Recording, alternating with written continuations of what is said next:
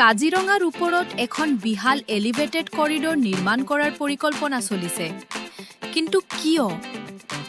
প্ৰতি বছৰে বানপানী আহিলে কাজিৰঙাৰ জীৱ-জন্তুবোৰে কাৰ্বি আংলঙৰ দিশে যায় আৰু ব্যস্ত ৰাস্তাৰ মাজেৰে পাৰ হ'ব লাগে।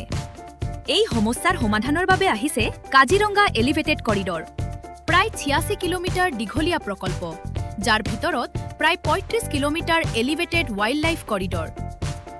এই প্ৰকল্পত থাকিব ফ্লাইঅভাৰ, ব্ৰিজ আৰু 4 লেন ৰাস্তা, যাতে কানেক্টিভিটি উন্নত হয় আৰু ৱাইল্ড লাইফো সুৰক্ষিত থাকে।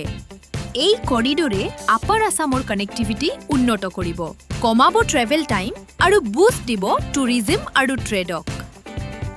যদি এই প্ৰজেক্ট সফল হয়, তেনেহ'লে এইটো ভাৰতৰ অন্যতম ডাঙৰ wild life friendly highway project হিচাপে পৰিগণিত হ'ব পাৰে।